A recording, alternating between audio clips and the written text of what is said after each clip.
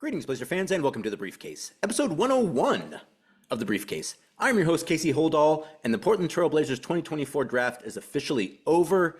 Portland started the day with 4 picks, ended up only using 1 pick, but getting the guy they wanted all along, UConn center Donovan Clingan, sophomore center, back-to-back national title winner, a player who, according to Joe Cronin, the team has been interested in for some time, being selected with the 7th overall pick at the 2024 NBA draft. Quite a few moves for the Trailblazers over the course of the first round on Wednesday and the second round on Thursday, but a lot of those things I cannot talk about just yet because they've not become finalized. But we will discuss the things we can talk about. Consider Donovan Clingan joining the center rotation in Portland. Look at the trade that Portland Trailblazers did make that we can talk about in the second round on Thursday, and hear from Trailblazers General Manager Joe Cronin on this edition of The Briefcase. It's always a bit tough to separate the fact from the fiction in regards to the draft because, there's so much cause and reason for teams to not let other teams know what they're doing. And so a lot of times what that ends up in is teams maybe saying one thing but actually feeling something else. But one thing that you heard over and over and over again in the run-up to the draft was how interested the Blazers were in Donovan Clingan. And it turns out that was actually the case. The Trailblazers selecting Donovan Clingan with the 7th overall pick. Some discussion that maybe he might go before 7. I think there was maybe some consideration. The Blazers might even try to move up if that were the case, but it did not happen that way. Clingan was available at 7. Trailblazers did take him at 7. Felt very good about it. Feel like they have a player going forward that can be a defensive force in the league, someone who can grow with their young team. Donovan Clingan, only 20 years old. All he's done at UConn is win championships. Back-to-back national championship winner. Came off the bench his rookie season at UConn, sophomore season, started all but 2 games, helped lead UConn to one of the most dominant performances in the NCAA tournament that we've ever seen. Actually, maybe the most dominant performance at the NCAA tournament, winning all their games by at least double digits to win their 2nd national title. And now that player is coming to Portland. In 2 seasons at UConn, Clingan, who's 20 years old, averaged 9.8 points on 65% shooting, 6.4 rebounds, 2.1 blocks, and 1.0 assists in 17.6 minutes per game. As I mentioned, he won back-to-back championships with the Huskies in 2024 and 2023. He was a 2024 NCAA East Region Most Outstanding Player, in addition to being the 2024 NCAA Final Four All-Tournament Team Selection. Thank you to our Trailblazers PR staff. The Bristol, Connecticut native ranked 8th in the country in blocks per game at 2.46 and field goal percentage at 63.9% as a sophomore. As a freshman, he recorded UConn's 3rd highest field goal percentage for a single season at 65.5 and received Big East All-Freshman Team honors. I remember I watched Donovan Clingan for just a few minutes. It was March, Blazers were playing. I was at my desk in the Moda Center. I kind of looked up to the TV and saw whatever UConn game was going on. Donovan Clingan was running the floor, and I remember thinking to myself, legitimately, I was like, is he coming out this year? Because that guy looks like he could probably play a little bit. A year later, he ends up coming out, and the Trailblazers do end up drafting him. Didn't say I pegged that one necessarily, but I would say that in March, when they were going through the tournament, I was noting like, hey, why isn't Donovan Clingan kind of getting mentioned as a top pick? Because it seems to me, at least in this draft class, he probably deserves to be there. And quite a few people were like, oh, there's no way. And granted, he didn't go top pick. I think he was probably in the mix for a top pick, but the fact that he did go 7 after really not having a whole lot of buzz coming out of high school, I think just goes to show that in this draft, if you came out and did something at an elite level, Donovan Clingan defends the rim, rebounds, and at least in terms of drop steps, scores at an elite level. That's something you take in this draft. And I feel like the Blazers very happy with getting Donovan Clingan. In fact, I know they are. They're stoked to end up with Donovan Clingan. I think they had other options as well.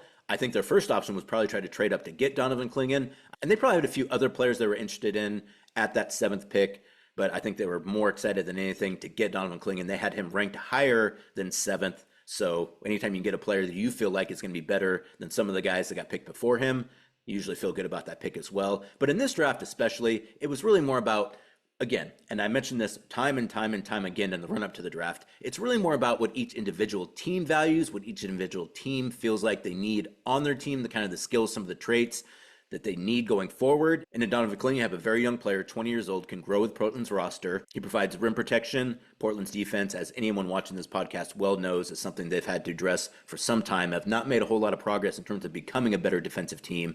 I think the expectation is that with Donovan Clingan, you at least know that elite rim protection and the ability to defend the paint is something you're going to be able to do at some point in time. Granted, he's 20 years old, first season, probably going to be some fits and starts here and there, but eventually, once he gets up to speed, I imagine that Donovan Clingan is going to be an elite NBA rim protector. Rebounding, another area the Trailblazers have had issues with over the last couple seasons. Donovan Clingan, obviously someone with the size and the length and the athleticism to be an elite rebounder in the NBA. And I think just the competitive nature that he brings to your team is something that you want as well. Again, a guy who's only had success at the college level, and I think there's probably some carryover there once he makes it to the NBA. Now, once the Blazers did make that pick, there was obviously a lot of talk, particularly outside of Portland, of, well, what does that mean for DeAndre Ayton? What does that mean for Robert Williams III? What does that mean for Duop Reith? I don't think anyone probably mentioned Duop but me, but what does it mean for Duop Reith?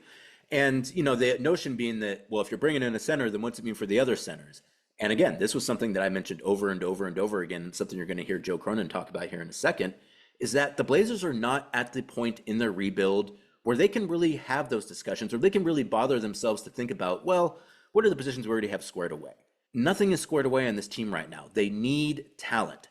They need the best players available. And if they feel like Donovan Clingan was the best player available to them, and they do, then you take that player and you figure out how it's going to work from a positional perspective at a later date. The Blazers are in talent acquisition mode. They're not going to be out to win a ton of games next year. They're not going to be a playoff team probably the next year. So really, they're looking more about 3 years down the road. What is this team going to look like? How are we going to build this team out? What are some of the skills, the traits, the players that we feel like are going to be successful on this team once we're really ready to compete at a higher level than we are right now? And when you're making those kind of decisions, when that's the metric that you're operating under, you don't have the luxury of saying, well, we already have a center on the roster. We already have DeAndre Ayton. We love DeAndre Ayton, and the team loves DeAndre Ayton. He's a great player. They really like what they have in DeAndre Ayton, but they're not at the point where they can say, well, we got DeAndre, so let's take a player that maybe we don't think is as good as another center as Donovan Clingan, but it's at a position we could use more.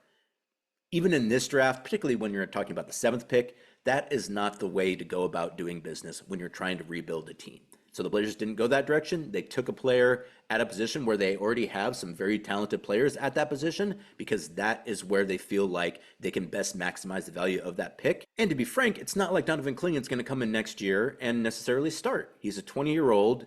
Centers typically take more time in the NBA to get up to speed, and particularly in today's NBA that is quite a bit different than the NCAA, you're going to have to learn how to play a little bit differently. So the idea that you selected Donovan Clingan, so therefore you don't need DeAndre Ayton or Robert Williams III or Duop Reith, doesn't make any sense. That's the kind of thing you say when you're a national pundit and you're on a draft broadcast and you got to have something to talk about. When you actually understand how teams are put together and the way that a team has to go step by step in order to get to where they want to go, things like, oh, we already have a center, don't make any difference to the team whatsoever, which is why they selected Donovan Clingan. And I think that decision is going to end up paying benefits for the team going forward. Now, as far as the 14th pick goes, again, not a ton I can say about that. Since Adam Silver did mention it, I can say the Blazers traded Bud Carrington, who was selected with the 14th pick, to the Washington Wizards. But that's about all I think I'm allowed to get into, at least from a detailed perspective. Obviously, things have already been reported. If you're listening to this podcast, if you're watching this podcast, you're someone who already very much pays attention to the Portland Trail Blazers, so you already know what I'm talking about. The only thing I'll say is I think that's an incredibly smart move. I think the Blazers had a very good first round. I think that they were able to add talent and also address some issues. Some of the things I was just talking about in terms of, well, what are the positions we might need to take care of? I feel like they were able to do that with the 14th pick, not necessarily with the player selected with the 14th pick, but just the overall idea of what happened with the Trailblazers and the 14th pick. That's something we'll be able to talk about a bit more once we get after the first week of July. Granted, there's other podcasts, there's other stories that are already going to be able to tell you these things, and I do not fault you at all for going to those places to find those answers. But you don't ever want to be the reason why something falls apart, and even though it's incredibly unlikely that that would ever happen because of people talking, why open the door to it? So Blazers ended up using the 14th pick on Bud Carrington. They got sent to the Washington Wizards.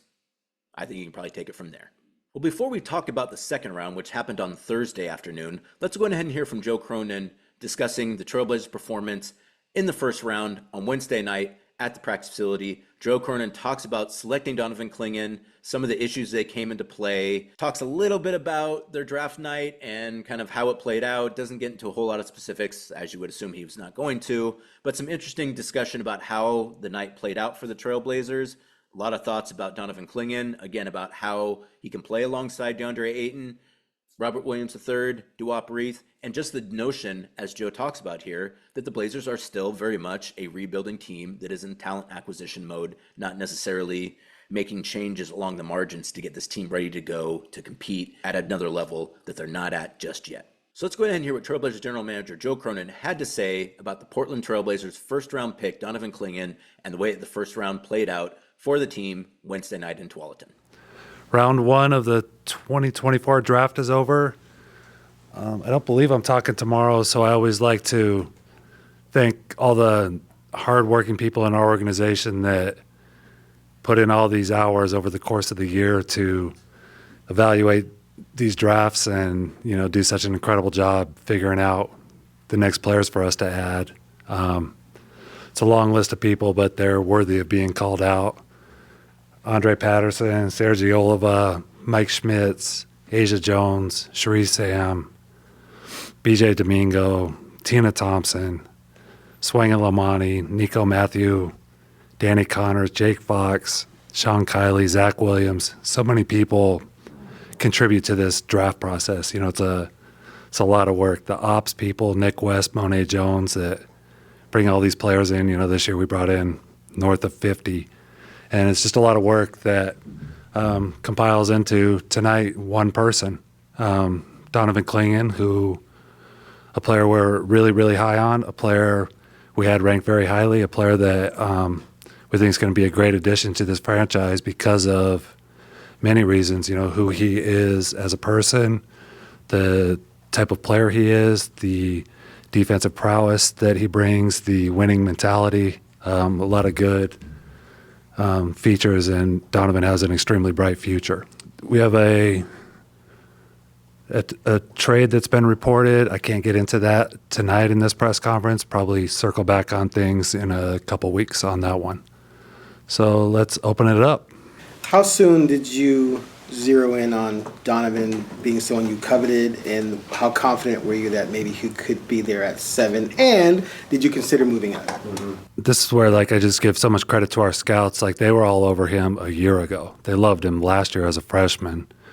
And then, we just studied him closer and closer as, these last two seasons went on.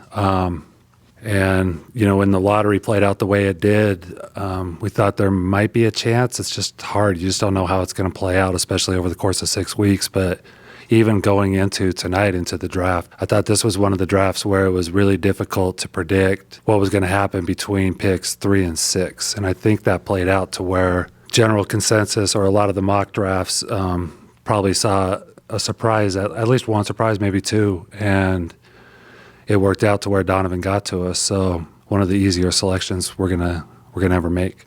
Did you try to get up to 3?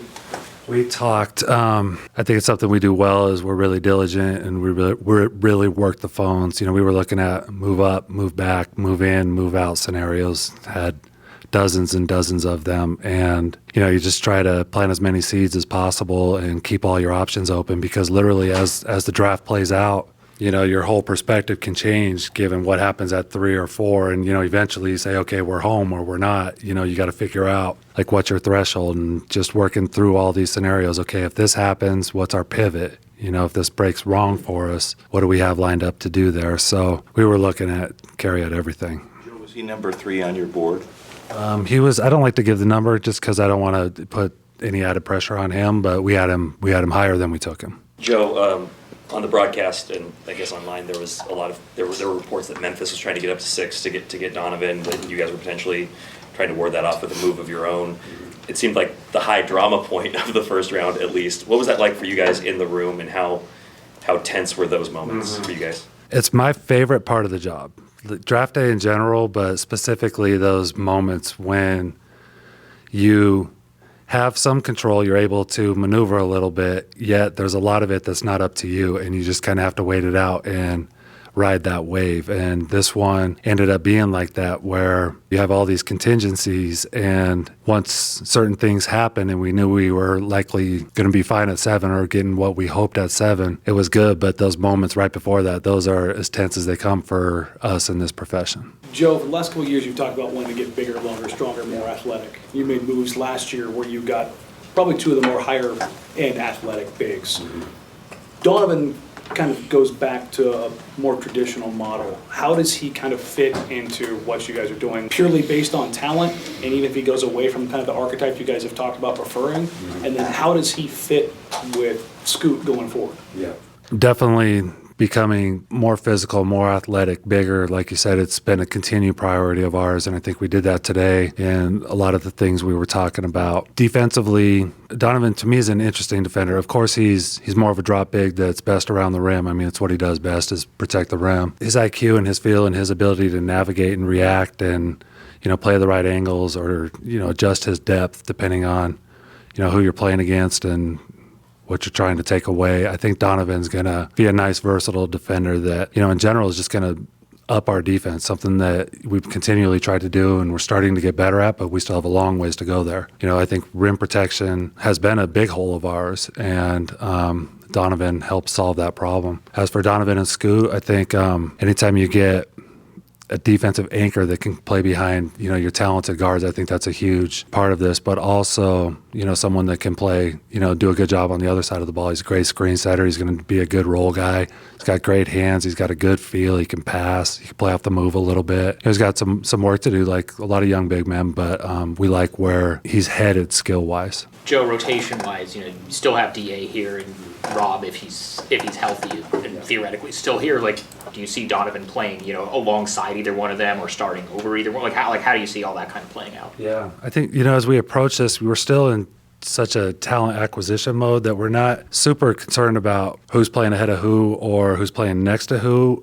It was more for Donovan. It was obviously get a really talented guy who addresses some huge needs for us, specifically, like we said, the rim protection, the defense, the rebounding, the offensive rebounding. Part of this is we're building a competitive culture. We want these guys to come in and compete and, earn whatever minutes and roles they get. And when you're a rebuilding team like we are and you're trying to take that next step, we need guys that are capable of coming in and winning jobs. That's what we're looking forward to, is just being more competitive. Joe, I've read some people believe that Donovan will be able to extend his shooting range a little bit. I was curious about your offensive expectations for him. Yeah.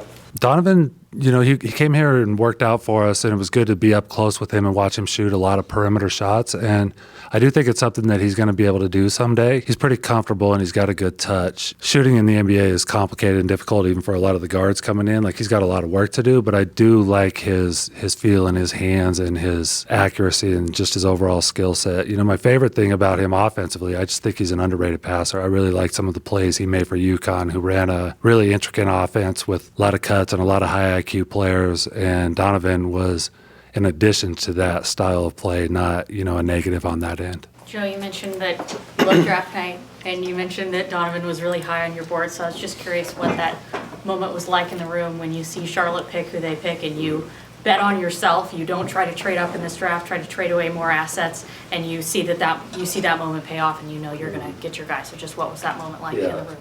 It's a cool moment.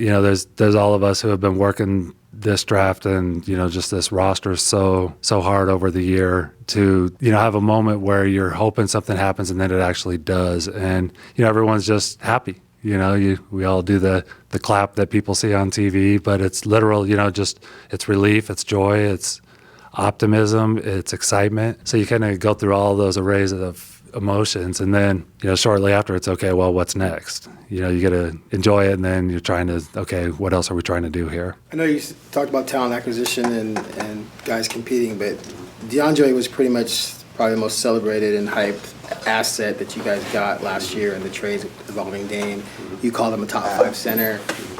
9 months later, you're drafting a center. Is this in no way an indictment on Ayton's season or what you believe his future is? At some point, someone's got to go, right? Well, I don't know about go. I think, first off, Donovan, he's got rookie year can be interesting. He's got a lot to learn still. The NBA is going to be an adjustment. But as far as DeAndre goes, I'm really excited about DeAndre. Obviously, we sought him out last summer, and I thought we saw some really good things from him as the season went on. DeAndre is incredibly talented, a really good player in this league. So I always go back to this, but we're not good enough to be content at any one position or even just at the starting position. We've got to build depth. We've got to get real players all throughout this roster, and that's my challenge, and that's what I'm going to continue to do. For me, it's a success if you're finding other players are going to challenge some of your best players. Okay, we're doing good because we're continually building our talent base. Joe, you said that after that moment of celebration wears off, it turns to what's next and what else are you trying to do here? What's next? What else are you trying to do here? What do the next couple of weeks look like as you move past the draft?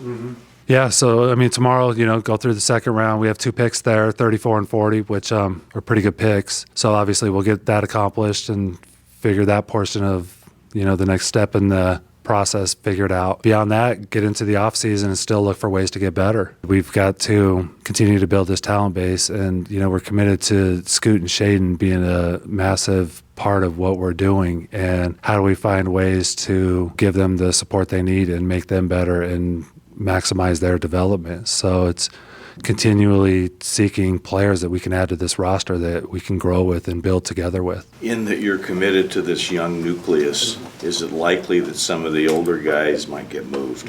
I don't know if I'd say likely. I think throughout this whole offseason, I've been open-minded, again, with the mindset that we need to get better, and I think in some ways we need to get different. So I think my goal is to just really work the phones and be open-minded and be opportunistic about finding players that can help us in not just the short term, but the long term. You'll see that theme with, some of our additions that we are looking at, putting a runway here where these guys can be really good for hopefully a long time, and just trying to find guys that fit that mold. So there you go, Trailblazers General Manager Joe Cronin recapping Portland's first round of the 2024 draft, discussing Donovan Clingan, some of the things he's going to do for this team, or some of the things I hope he's able to do for this team, the way the draft played out. And again, I thought it was really interesting, and personally, I thought it was quite validating that Joe basically talked a lot about the things that I talked about last week in the run-up to the draft, which is, again, that where the Blazers are at right now, concerns about positionality, not really all that important. It's about bringing in guys who they feel like they can play going forward, guys who can compete for roster spots going forward, guys who can compete for minutes going forward, and they feel like they did that by bringing in Donovan Clingan. And for the record, it seems like in this draft, too, a very well-praised draft for the Portland Trailblazers, at least in the first round, by taking Donovan Clingan. I kind of feel like everywhere I looked, people were pointing to that pick and saying, like, yeah, that's a good pick for the Trailblazers. It seems like Portland getting quite a bit of praise for the Clingan pick. I think a lot of people view Donovan Clingan as probably one of the best players to come out of this draft. Is it going to take a little bit of time? Absolutely. But I think when you look at what he was able to accomplish at UConn, some of the measurables, I think his workout video I thought was fantastic. Now, granted, it's a workout video. You never miss a shot in a workout video, but he looked a lot more fluid than I think a lot of people probably give him credit for. His shot looked a lot better than I even gave him credit for. So I'm really curious to see how he's going to come along with this team going forward. And if nothing else, it makes Summer League a lot more interesting. Summer League generally not the best place for big men, but again, there's going to be a lot of big men at Summer League. So maybe this is the year of the big men in Las Vegas. All right, in terms of the second round, again, we're going to have to be a little bit vague about what happened in the second round for the Portland Trail Blazers. Blazers started the day with the 34th and 40th pick, ended up selecting no players with either one of those picks. They did announce one trade, however. The Blazers acquired a 2027 second round pick, a 2029 second round pick, and a 2030 second round pick from the New York Knicks in exchange for Tyler Kolek, who Portland selected with the 34th pick. The additional picks have been traded. I think that's about all I can say. Another one of those deals that can't be finalized until a few days from now. When that does get finalized, we can give you actual information about what that trade did entail. But I think as of right now, the immediate takeaway should probably be whatever that deal did entail, it didn't result in players coming back to Portland. I believe it's probably going to be future second round picks, maybe some cash considerations. I think that that's been reported already as well. So long story short, second round, they started with 2 picks, flipped the 34th pick for 3 picks in future drafts, and maybe they've already traded those at the draft. Again, it's a little hard to keep some of these things in line. Having it second day on an ESPN broadcast, I don't think necessarily helped anyone understand anything better, but it was the first time, so I don't think you hold them too much into account for that. But either way, Blazers not coming away with any players in the second round, future second round picks from New York. And when the Trailblazers can finalize a trade that has reportedly happened, we'll get a better sense of what second round picks they might have going forward. As of right now, I'm not entirely sure. But I think it's also worth pointing out that some of the trades that have happened, I'm going to be real general here, people were concerned about giving up multiple picks, particularly in the second round. Blazers were able to easily get back second round picks later on in the draft.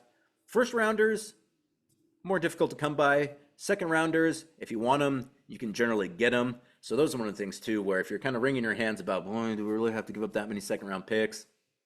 It's generally something that can get addressed in later drafts. Usually not that big of a deal. And with two-way deals, now that's the other thing too about this draft. I think there was a conception that I think a lot of the players taken in the second round would just be clamoring for two-way contracts. Some of the reporting seems to indicate that these second round guys maybe not so quick to take some of those two-way contracts. I think the assumption among fans and kind of among myself too is that, if a team takes you in the second round, if they're not going to give you a contract, you're still going to take a two-way contract.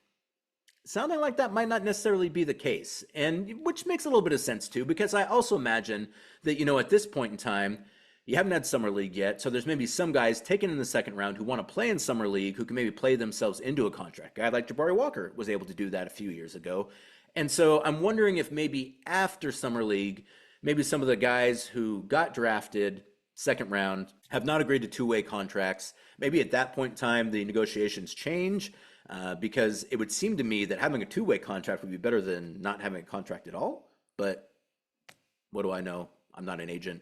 I'm not a guy who ever got drafted, surprisingly enough. One of the other things to consider about the second round is the Trailblazers don't have any roster spots available should they pick up Delano Banton's option. And if they decide to pick up Delano Banton's option, which the way he played at the end of last season, you would kind of assume that they would, Blazers don't have a roster spot open. They do have two-way contracts open, but that's it. So even if they did take a player in the second round, as of right now, they wouldn't have a spot on the team for that player unless they were willing to take a two-way contract or just go straight to the G League. And again, that's something that I think maybe gets addressed later on after Summer League. But as of right now, I'm guessing that there's quite a few guys that feel like, hey, maybe I can go to Las Vegas, prove myself, and then play my way into a contract rather than taking the first deal that's offered. I don't know if that's the way that I would necessarily go about doing that, but I can see some logic to it. And that's going to do it for this edition of The Briefcase. Thanks so much for joining me. As always, Summer League schedule is going to get announced Friday morning. Press conference with Donovan Clingan will be on Saturday. Summer League practice starts up probably a week, and then it's off to Las Vegas for about 10, 12 days of games in Sin City.